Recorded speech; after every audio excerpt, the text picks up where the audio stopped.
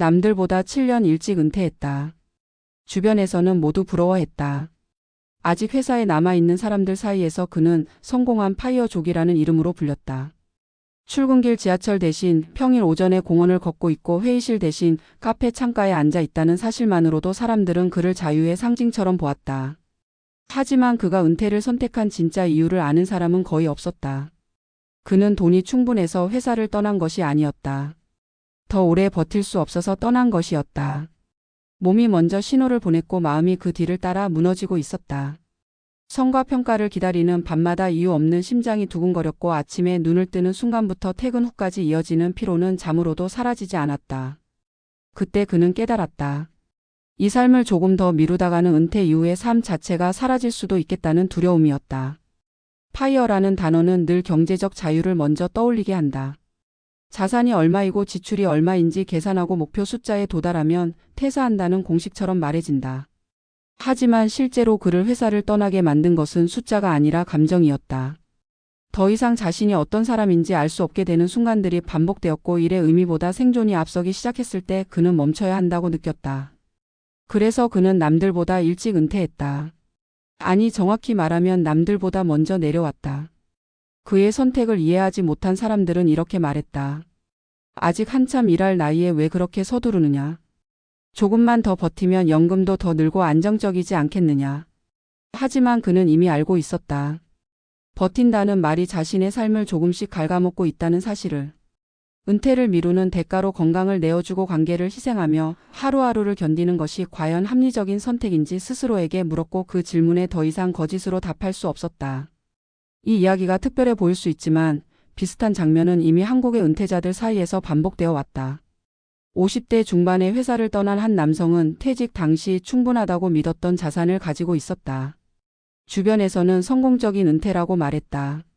그는 오랜 직장 생활 끝에 자유를 얻었다고 생각했다. 하지만 은퇴 후 몇 년이 지나면서 그는 점점 말수가 줄어들었다. 이유는 돈이 아니라 시간이었다. 회사라는 틀이 사라지자 하루를 채울 방법을 몰랐다. 아침에 일어나 갈 곳이 없고 자신을 부르는 역할도 없었다. 처음에는 여행과 취미로 시간을 채웠지만 그마저도 반복되자 공허가 밀려왔다.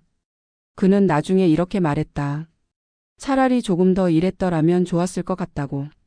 돈 때문이 아니라 삶의 리듬을 잃지 않기 위해서였다고. 또 다른 사례는 60대 초반에 조기 은퇴한 부부의 이야기다. 남편은 빠른 은퇴가 부부의 행복을 앞당겨 줄 것이라 믿었다. 함께 보내는 시간이 늘어나면 자연스럽게 더 가까워질 것이라 생각했다. 하지만 현실은 달랐다. 하루 종일 함께 있는 시간은 오히려 서로의 다름을 더 선명하게 드러냈다. 각자의 생활 방식과 속도가 충돌했고 사소한 일에도 감정이 쌓였다. 은퇴 전에는 각자의 역할이 거리를 만들어 주었지만 은퇴 후에는 그 완충 장치가 사라졌다. 그들은 뒤늦게 깨달았다. 은퇴는 끝이 아니라 새로운 관계를 다시 배워야 하는 시작이라는 것을. 이 두 사례는 파이어를 선택한 그가 왜 그렇게 일찍 내려올 수밖에 없었는지를 이해하게 만든다. 그는 단순히 일을 그만두고 싶었던 것이 아니다. 은퇴 이후의 삶을 준비할 시간을 벌고 싶었다. 회사 안에서 소진되어 더 이상 회복할 힘조차 남지 않은 상태로 은퇴하는 것이 아니라 아직 숨이 붙어 있을 때 삶의 방향을 바꾸고 싶었다. 그래서 그는 파이어를 선택했다. 하지만 그의 은퇴는 결코 화려하지 않았다. 매달 지출을 다시 계산했고 불필요한 소비를 하나씩 지워나갔다. 안정적인 월급이 사라진 자리에는 불안이 찾아왔다. 주변의 시선도 부담이었다. 사람들은 그의 자유를 부러워하면서도 속으로는 실패를 기다리는 듯 보였다. 언제 다시 일할 것이냐는 질문이 반복되었고 그는 그 질문 앞에서 스스로를 설득해야 했다. 정말 잘한 선택이었는지. 시간이 지나면서 그는 조금씩 다른 이유를 발견했다. 은퇴는 도망이 아니라 전환이라는 사실이었다. 일을 그만두었지만 삶을 그만둔 것은 아니었다. 오히려 이전에는 보이지 않던 것들이 눈에 들어오기 시작했다. 몸의 상태를 세심하게 살피게 되었고 관계를 다시 정리하게 되었다. 무엇보다 자신의 하루를 스스로 설계하는 법을 배우기 시작했다. 이 과정은 결코 쉽지 않았지만 적어도 선택권은 자신에게 있었다. 한국의 많은 50대, 60대 은퇴자들이 공통적으로 말하는 것이 있다. 조금 더 일찍 준비했더라면 좋았을 것이라는 후회다. 돈의 문제가 아니라 마음의 문제였다. 일에서 빠져나온 뒤에야 비로소 자신이 누구인지 묻기 시작하는 것이 아니라 일하는 동안에도 그 질문을 품고 있었어야 했다는 것이다. 파이어를 선택한 그는 이 말을 누구보다 절실히 이해했다. 그는 지금도 완벽한 답을 가지고 있지 않다. 때로는 불안하고 때로는 흔들린다. 하지만 한 가지는 분명하다. 남들보다 일찍 은퇴한 이유는 남들보다 빨리 쉬고 싶어서가 아니라 남들처럼 늦게 깨닫고 싶지 않았기 때문이다. 삶이 무너진 뒤에 방향을 찾기보다는 아직 선택할 힘이 있을 때 길을 바꾸고 싶었다. 이 이야기는 파이어가 모두에게 정답이라는 말이 아니다. 누군가에게는 너무 이른 선택일 수도 있고 누군가에게는 현실을 외면한 도피처럼 보일 수도 있다. 하지만 적어도 이것만은 분명하다. 은퇴의 시점은 숫자가 아니라 상태로 결정된다는 것이다. 몸과 마음이 보내는 신호를 무시한 채 정해진 나이까지 버티는 것이 과연 현명한 선택인지 우리는 스스로에게 물어야 한다. 남들보다 7년 일찍 은퇴했다는 말 뒤에는 화려한 자유 대신 치열한 고민과 불안이 숨어 있다. 그리고 그 모든 선택의 중심에는 단 하나의 이유가 있었다. 더 늦기 전에 자기 삶을 살고 싶다는 아주 단순한 바람이었다. 이 이야기를 듣는 당신이 아직 일을 하고 있든 이미 은퇴를 했든 상관없이 한 번쯤은 스스로에게 물어보길 바란다.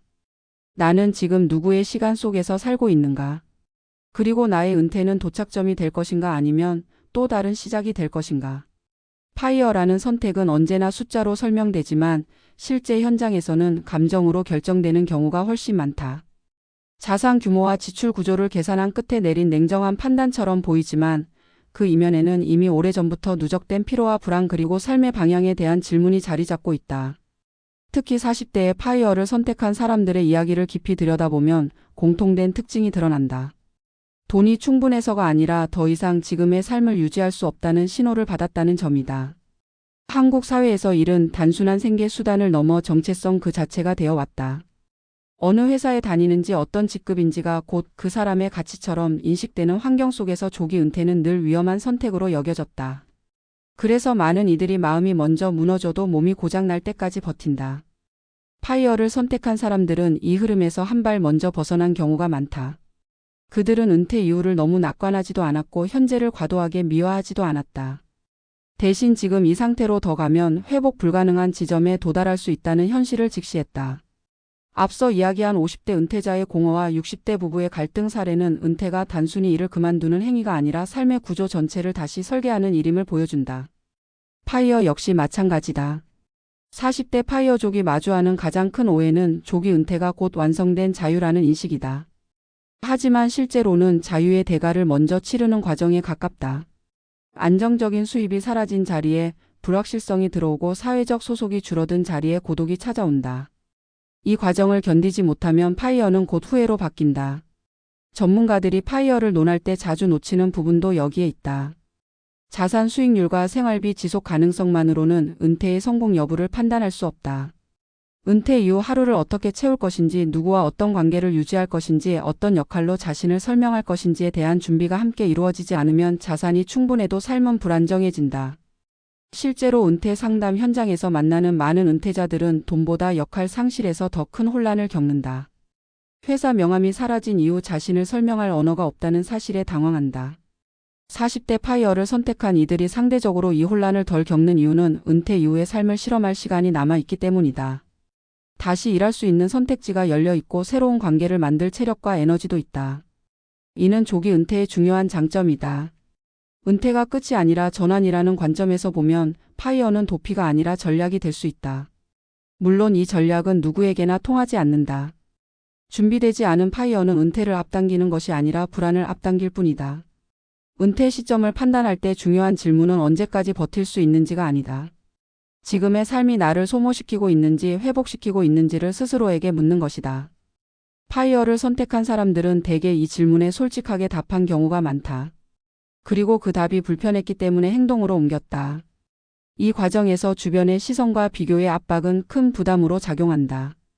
남아있는 사람들은 불안해하고 떠난 사람은 흔들린다. 그래서 파이어 이후에 가장 중요한 자산은 돈이 아니라 확신이다. 이 선택이 자신의 삶을 더 나은 방향으로 이끌 수 있다는 최소한의 신뢰가 필요하다. 은퇴를 준비하는 많은 이들이 파이어 성공 사례만 보고 성급히 결론을 내린다.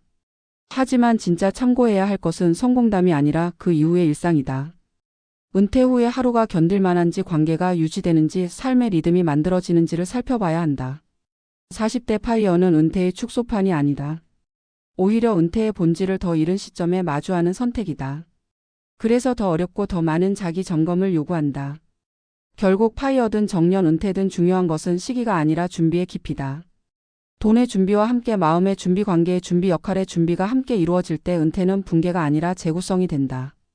남들보다 일찍 은퇴한 사람의 진짜 이유는 자유가 아니라 생존이었고, 그 생존은 단순히 오래 사는 것이 아니라 의미 있게 살아남는 것을 뜻했다. 이 이야기를 접하는 당신이 아직 일하는 중이라면 지금의 삶이 나를 살리고 있는지 아니면 소모시키고 있는지를 한 번쯤 점검해 보길 바란다. 이미 은퇴를 했다면 아직 남아있는 선택지를 너무 빨리 닫아버리지 않았는지도 돌아보길 바란다. 은퇴는 끝이 아니라 삶의 속도를 다시 정하는 과정이다. 그리고 그 속도는 남들과 맞출 필요 없이 각자의 상태에 맞게 조절되어야 한다는 사실을 잊지 않는 것이 가장 중요한 교훈이다.